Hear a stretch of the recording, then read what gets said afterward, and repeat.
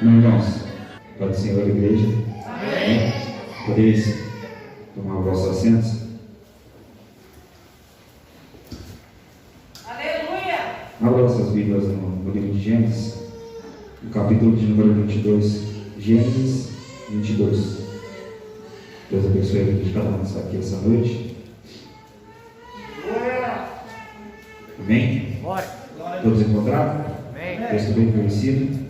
Então vamos lá. E aconteceu depois dessas coisas que provou Deus a Abraão e disse: Abraão, e ele disse: eis-me aqui. Ele disse: toma agora o teu filho, o teu único filho, Isaque, a quem amas, e vai à terra de Moriá e oferece-o ali em holocausto sobre uma das montanhas que eu te direi.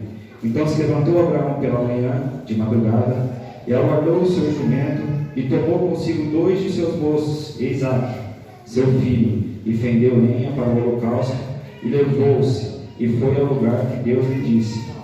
Ao terceiro dia levantou Abraão seus olhos, e viu o lugar de longe, e disse-lhe Abraão a seus moços: ficai-vos aqui com o jumento, e eu e o moço iremos até ali, e havendo adorado, tornaremos a vós. Tomou Abraão a lenha, o holocausto, e pôs sobre Isaque, seu filho, e ele tomou o fogo e o cutelo na mão, e foram ambos juntos. Então falou Isaque a Abraão, seu pai, e disse: meu pai. E ele disse: eis-me aqui, meu filho.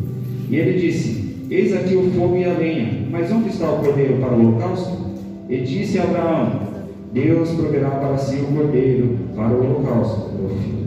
Assim caminharam ambos juntos, e vieram ao lugar que Deus lhe dissera, e edificou Abraão ali um altar, e pôs em ordem a lenha, e amarrou Isaque seu filho, e deitou sobre o altar em cima da lenha. E estendeu a tua mão, e tomou o cutelo para imolar o seu filho. Mas o anjo do Senhor lhe bradou desde os céus e disse: Abraão, Abraão. E ele disse: eis-me aqui. Então disse: não estenda a tua mão sobre o moço, e não lhe fará nada, porquanto agora sei que temes a Deus, e não me negaste o teu único filho. Então levantou Abraão os seus olhos e olhou, e eis que um carneiro de trás dele travava pelas suas pontas no mato. E foi Abraão e tomou o carneiro e ofereceu em holocausto em lugar do seu filho. Aleluia. Amém, irmãos? Então, um texto, creio que todos nós conhecemos. Quem não conhece, é basicamente o que nós lemos. Deus manda Abraão pegar Isaque, o filho a qual Deus deu na sua velhice, e oferecer em sacrifício a Deus. E ele vai e faz o que Deus mandou.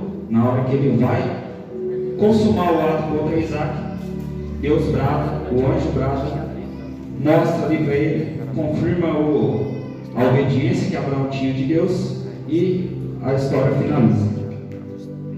Mas o interessante, o que eu quero trazer essa noite, é as formas como Deus trabalha,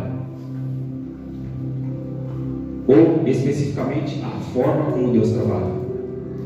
Porque hoje, nos dias atuais, nós vemos que a igreja tem crescido muito ultimamente.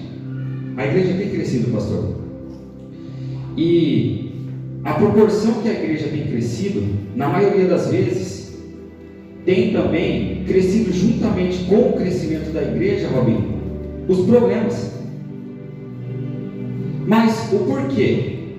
Porque muitos ministérios, eles formam pessoas, pastor, líder, apenas para colocar na frente de congregações, para dar ali seguimento na demanda. Então, eu abri uma igreja, tem que ter um pastor, vou lá, peguei o Rodrigo lá, sabe? E coloquei o Rodrigo. Só que, na maioria das vezes, a maneira com que é ensinado alguns princípios que estão na palavra, por essa rápida exigência, acaba formando pessoas que estão despreparadas para assumir a posição, a postura a qual lhe está sendo proporcionada. E aí começam a aparecer os problemas. Por quê? Porque nós estamos hoje num eu creio assim, eu li a respeito disso e eu concordei com isso. Porque nós estamos hoje vivendo tempos na igreja onde as pessoas têm uma resposta para tudo. Então, o Maurício está passando por uma dificuldade, eu tenho a resposta para a dificuldade do Maurício. Eu tenho a resposta para falar para ele como Deus vai tratar nessa situação. Lembra do cego de João 9? Mas quem pecou, ele ou seus pais, para nascer desse jeito? Porque a culpa dele estar daquela maneira era do pecado de alguém, não era da maneira qual Deus queria trabalhar. Então, hoje em dia nós vivemos tempos a qual as pessoas, elas sempre têm uma resposta para aquilo que Deus está fazendo. Só que nós esquecemos que a nossa mente humana, ela é limitada para o tamanho da grandeza de Deus. Nós conseguimos enxergar vagamente e nublado as coisas que Deus faz na nossa vida, e na maioria das vezes nós nem enxergamos o que Ele faz nas nossas vidas, porque nós só conseguimos enxergar quando é algo explícito, é algo palpável, é algo que não tem como a gente enxergar. Mas nós esquecemos que essa é a maneira com que nós vemos. Mas e quando você não vê? Porque quando você vê é exceção, mas Deus te abençoa constantemente, Deus te abençoa diariamente. Mas não, a bênção para nós só vale quando é algo, sabe, pastor? Nossa, parece que é só quando é bênção financeira. Eu já falei isso aqui algumas vezes, e nós só damos valor ao ar que nós respiramos quando você vai puxar ele e ele falta. Nós só damos valor ao poder caminhar, ao poder conversar, quando você não pode conversar, quando você não pode caminhar. Não foi isso que você falou, Rodrigo? No começo, naquela reunião que nós tivemos no Ministério de Louvor? Que às vezes nós poderíamos ter abraçado mais e nós não fizemos. E quando não pode, nós sentimos falta. E no livro de Eclesiastes, no capítulo de número 11, versículo de número 5, não precisa ver, eu vou ler para você. O homem mais sábio da Bíblia nos deixou algo inspirado pelo Espírito Santo.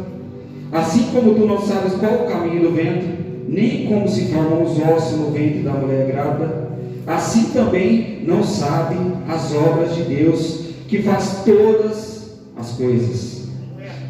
Assim como não sabes qual o caminho do vento. A gente pode até saber, sabe? Você olha assim, quando está um vento, sabe, a folha está indo para lá, então o vento está para cá. Mas o vento muda de direção, em algum determinado lugar ele vai fazer alguma coisa que você não sabe mais para onde está. Mas você não consegue ver ele, mas você consegue sentir. Você sente o vento. Então, as coisas que Deus faz na nossa vida, na maioria das vezes, sabe, você enxerga por algum determinado momento, você sente por algum determinado momento, mas não é algo que você consegue ver toda hora. Mas isso não significa que Ele não está agindo ao seu favor. Isso que é o interessante, que às vezes você consegue enxergar o vento através de uma pipa que está no alto. E eu sou especialista no assunto, muito bem lembrado.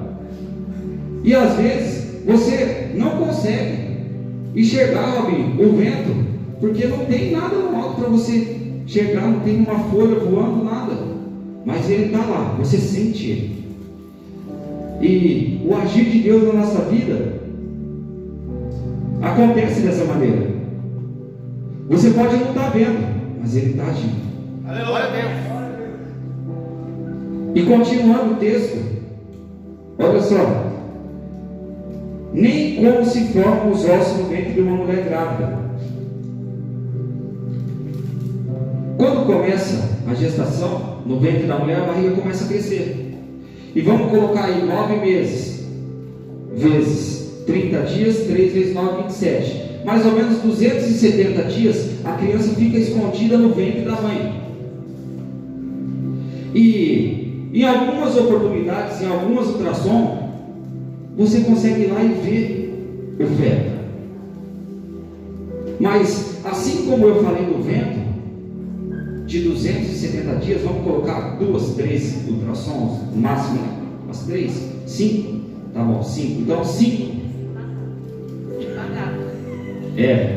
5, se pagar.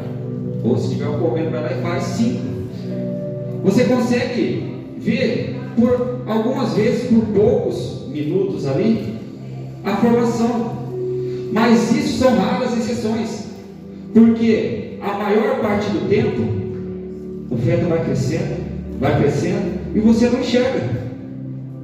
E é assim que Deus age na nossa vida.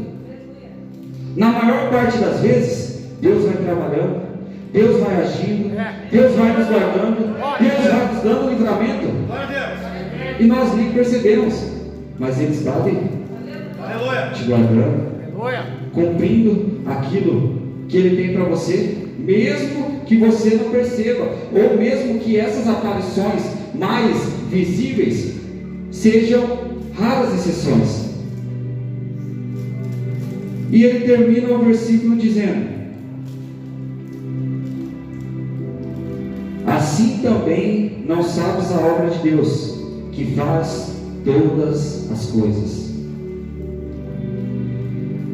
E essa obra de Deus que faz todas as coisas, entra a ação de Deus a nosso favor, a qual na maioria das vezes nós não enxergamos. Às vezes por estar preocupado com outras coisas, ou às vezes porque chega um determinado tempo da vida do cristão que ele se acostuma. Não é verdade, Léo?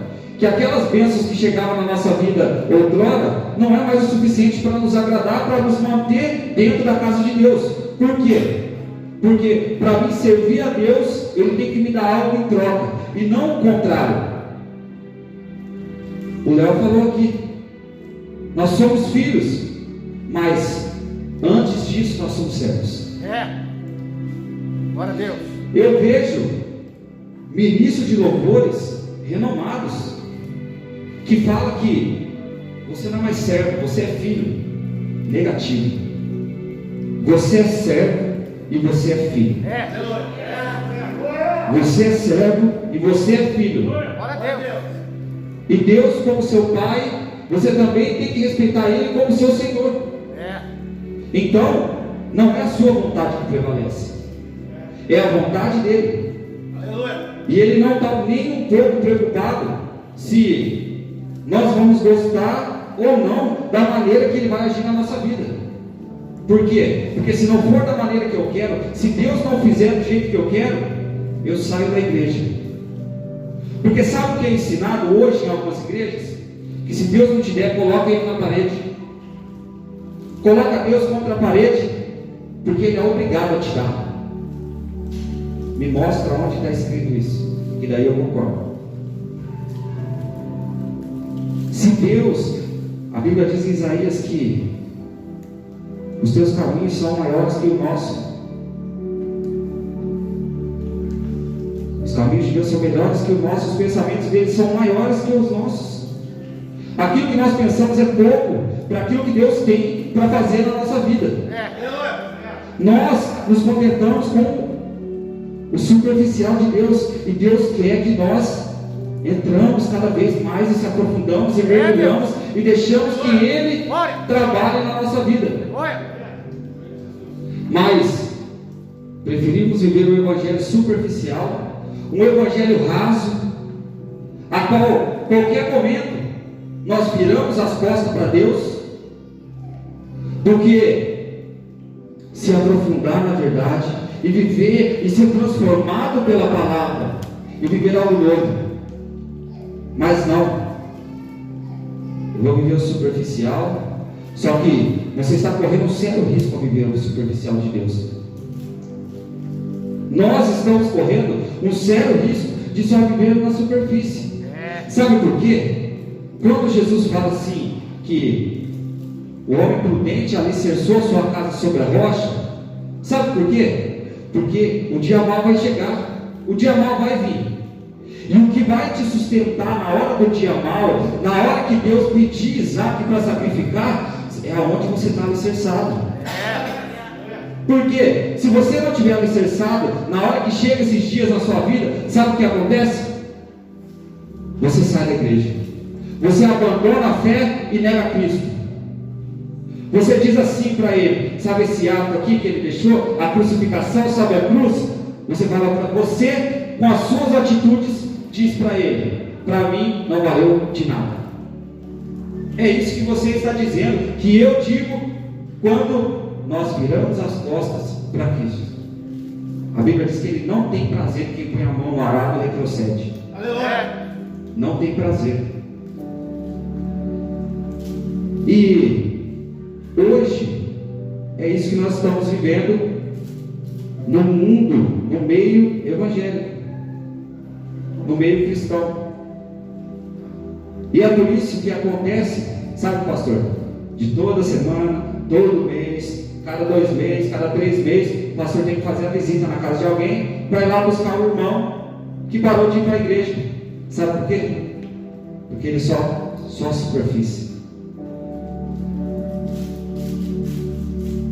Isso é a obrigação do pastor, irmãos? É. Mas nós chega um determinado momento na nossa caminhada que nós temos que atingir um certo grau de maturidade para caminhar com Cristo. Verdade. A qual as coisas de menino que você fazia outrora, você não faz mais. O pastor pregou isso quarta-feira para quem estava. Sabe, o alimento, o líquido, o sólido, o leitinho lá que você tomava, chega uma hora que você tem que dar um passo a mais, começar a comer um mingauzinho e depois passar para a comidinha, não ficar no leite o resto da vida. Faz quanto tempo que você começou a servir a Cristo, que você por algum momento passou e deu uma trombada em Cristo assim? Porque eu já preguei muitas vezes sobre o encontro com Cristo, e o que o Ney pregou é verdade, que o encontro não transforma a vida. Tem gente que só esbarra com Cristo, tem gente que não faz igual Zaqueu, deixa de entrar. Aleluia. E é o momento que estamos vivendo. E Deus continua agindo, e nós não estamos vendo. E Abraão esperou muito tempo pela promessa. Abraão espera para ter o filho. Ele não podia ter filho, sua esposa não podia ter filho, avançado em idade. O anjo vem e fala que ela ia conceder a luz a um menino. E aí conhece a história, Isaac nasce. E agora Abraão começa a ter ali aquele, sabe, começa a ser pai. Só que chega um determinado momento da história, a qual Deus fala para Abraão, agora sabe aquela promessa que eu te fiz, que você teria um filho e eu ia multiplicar a sua descendência? E ele fala, eu quero de volta, me devolve. Você vai pegar o seu filho, subir até o monte onde eu vou te mostrar, e vai oferecer ele sacrifício para mim. E a primeira coisa a qual nós vamos falar é que, lembra aqui no texto a qual nós lemos de Eclesiastes, assim como tu não sabes o caminho do ventre, nem como formam os ossos do ventre da mulher grávida, assim também não sabes as obras de Deus. Mas o porquê que Deus não mostra para a gente, não deixa visível aquilo que Ele quer fazer? Porque Ele quer ver qual é a sua fé. Aleluia. É por isso que o agir de Deus não vem de uma maneira qual nós conseguimos ver, porque Ele quer ver a sua fé. Porque lá em Hebreus capítulo de número 11, a fé é o firme fundamento das coisas que não se vê e a prova das coisas que se esperam. Ou ao contrário, coisas que se esperam, a prova das coisas que não se vê. Então, Deus ele quer saber qual é o nível da sua fé. Se você crê nele só quando você está vendo as coisas acontecerem, ou se é além. Se você enxerga Deus nas pequenas coisas, se mesmo que a situação estiver difícil, está com pessoa enferma em casa, está desempregado, a porta fechou, chegou a Covid, pegou alguém da família, ou não, mas você crê que Ele é o dono da cura e que Ele pode curar? Glória a Deus. Mas e se Ele não curar? E aí? E se Ele não curar? Eu vivo o evangelho superficial? Ou eu estou alicerçado na rocha? E eu, mesmo que a dor venha, eu consigo suportar porque eu sei que o meu Redentor vive. Glória a Deus. Então o primeiro passo é a fé. É por isso que as coisas, a maneira como Deus age na nossa vida, na maioria das vezes, ela não vem, sabe, assim para você, palpável, para você ver. Ela vem de algo que você não consegue entender, porque a nossa função, como servo ou como filho, não é entender aquilo que Deus faz, é apenas servir, adorar e se manter firme. Glória a Deus. Porque Ele disse que Ele foi preparar lugar e Ele vem para nos buscar. Glória a Deus. O segundo passo, a qual o agir de Deus, ele não é explícito, ele não é visível, a qual nós na maioria das vezes não conseguimos enxergar, é o que? Para ver se nós confiamos. Deus fala assim: leva Isaac e oferece sacrifício. Abraão sabe o que ele podia fazer? Fala assim: Deus, demorou tanto tempo para você me dar, agora você está pedindo de volta. As situações que acontecem na nossa vida servem para provar a nossa fé, para saber se nós confiamos verdadeiramente em Deus. Aleluia. Vamos pegar um exemplo que todo mundo vai entender. Vamos pegar José como exemplo. José recebe uma promessa de Deus através de um sonho, a qual toda a sua família, seus irmãos, seus pais se prostrariam perante ele, queria ser governador, queria governar. E ele recebe a promessa, recebe a bênção de seu pai, e o que acontece logo em seguida? Recebe uma túnica, é vendido pelos seus irmãos. Aí, José, o desenrolar da história de José vai, José cai na casa de Potifar, começa a servir Potifar, é um dos braços direitos de Potifar, tudo dando bem para José. Daqui a pouco, o que acontece com José? A mulher de Potifar se engraça com José, arma uma cilada ali para ele, José é preso. Mas José está bem, firme com Deus. Glória. Por mais que, eu tenho certeza, irmãos, eu creio nisso, por mais que às vezes, sabe, ele lá no oculto, sabe, com Deus assim, ele fala assim: nossa, por que eu estou passando isso? Mas ele continua, sabe por quê? Porque ele estava firmado na rocha. Glória a Deus. Aí José vai preso, interpreta o sonho do padeiro, do copeiro, vai desenrolando a história. Ó, lembra-te de mim na hora de chegar até o faraó. Passa 2 anos, José continua preso, lá esquecido. O faraó tem um sonho, lembra de José, traz José. José se torna governador. Cumpriu ou não cumpriu o que Deus tinha prometido? José viu Deus agindo, explicitamente falando? Em momento algum. Mas isso não colocou a fé de José à prova. Ele foi fiel do momento a qual ele entrou na cisterna até o momento a qual ele é levantado a governador. E Abraão, com toda a confiança, ele coloca Deus, coloca Isaac no altar de Deus. Por quê? A confiança dele era tanta em Deus, que quando ele sobe no monte, ele fala assim para os moços: nós vamos adorar a Deus e depois nós voltamos. Ele confiava em Deus. Aleluia. Ele confiava que Deus estava pedindo aquilo a qual Deus entregou para ele. E que ele ia subir, adorar a Deus como filho e como servo, e ia retornar com Isaac. Aleluia.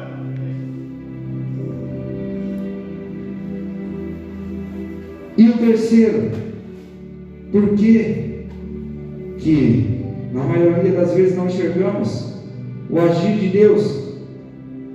Porque Ele quer saber quem vai ser você depois que Ele te prova. Glória. Aleluia. No Evangelho de Jesus Cristo, segundo escreveu São Lucas, no capítulo de 22, a partir do versículo de número 31 ou 35, se não me falha a memória, Jesus diz aos discípulos que Satanás pede para peneirar eles como trigo. E Jesus disse para Simão: e eu intercedi por vós para que poupe vocês, e depois que você tiver se convertido, você vai dar testemunho para os outros. Aleluia. Então, naquele momento, Jesus sabia que Pedro não estava convertido, Pedro andava com Jesus. Mas ele falou assim: depois que você se converter, você vai dar testemunho para os outros. Pedro nega, Jesus tem o diálogo: Pedro, tu me amas, e Pedro volta. Agora Pedro é um novo homem. Abraão sobe ao monte, entrega Isaac. Na hora que ele vai consumar o ato, Deus prepara para si o cordeiro. Aleluia. Porque Deus queria ver até onde Abraão ia. Até onde, qual era o nível de intimidade, qual era o nível de profundidade que Abraão tinha com Deus. E sabe como Abraão sai, Robinho, da prova? Como pai da fé. Glória. Glória a Deus. Aleluia. E na maioria das vezes, sabe por quê?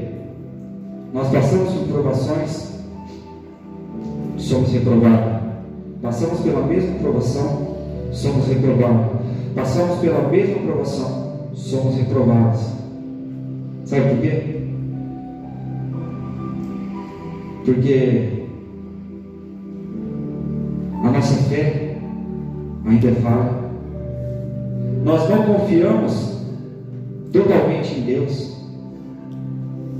Então, o milagre a qual nós esperamos para avançar de nível, ele não vem. E é por isso que vira e mexe, muitas pessoas estão naquele ciclo: sirva a Deus, não sirva a Deus, sirva a Deus, não sirva a Deus, sirva a Deus, não sirva a Deus. Porque a partir do momento que nós entendemos que, independente da maneira, independente da forma, Deus está agindo a nosso favor, Deus está trabalhando para nós, para nos abençoar. Nós servimos Ele como nosso Senhor, está trabalhando, nos guardando. E se a enfermidade chegar, e se chegar, Ele sabe todas as coisas. Glória a Deus. Ele está agindo na enfermidade, Ele age no luto, Ele age na doença, Aleluia. Ele age na hora que você recebe bênção. São as formas de Deus trabalhar. E nós nunca vamos entender. Nunca. Porque parece que hoje em dia tem o doutor, né? O doutor da psicologia de Deus. Sabe que ele vai tentar explicar. Não tem como. Aleluia. Porque a forma que Deus vai agir, que Ele vai trabalhar, irmãos, não tem como a gente adivinhar. É inexplicável. Não tem como. Você pode tentar buscar uma palavra, buscar uma frase, buscar uma, sabe, tentar adivinhar, falar assim: não, o porquê que você está sentado aqui essa noite. Você não vai conseguir explicar. Porque você já tentou vir um monte de outra vez e não conseguiu. E hoje você está aqui. Sabe por quê? Porque Deus agiu para que você estivesse aqui. Glória. Simples assim. E nós nunca vamos entender isso. Abraão recebe o cordeiro ali, sacrifica e volta com Isaac. E ele desce como o pai da fé. que nós não venhamos estar preocupados da maneira como Deus vai fazer na nossa vida. Não se preocupe com isso, de como Deus vai fazer. Não se preocupe. Isso está na mão da pessoa que criou tudo, sabe? O Criador. Isso está na mão dele. Ele vai fazer da melhor maneira possível para você. E se ele tiver que dar uma apertada, sabe? Ele vai dar. Não adianta. Não adianta a gente chorar e espernear. Não tem conversa com Deus, irmão. Não tem. Se tiver que tirar, ele vai tirar. Se tiver que levar, ele vai levar. Não tem conversa. E a gente, o que tem para nós, sabe o que é? Apenas aceitar. Só. Mas eu não aceito. Só aceitar. Aleluia. A partir do momento que você se reconhece como servo, você apenas aceita o que o seu Senhor coloca para você. Glória a Deus. Se coloca de pé. Glória. Aleluia. Glória. Feche seus olhos. Glória a Deus. Deus, Pai, graças de Deus, Senhor, por cada pessoa, Pai, que está aqui essa noite, Senhor, que teve a oportunidade, Senhor, de ouvir essa palavra, Pai. Deus, em nome de Jesus, eu peço, Senhor, nessa hora, Pai, que o Senhor possa adentrar com o Teu Santo Espírito, Pai, e que o Senhor possa, Pai, em nome de Jesus, tirar todo o pensamento ruim, Senhor.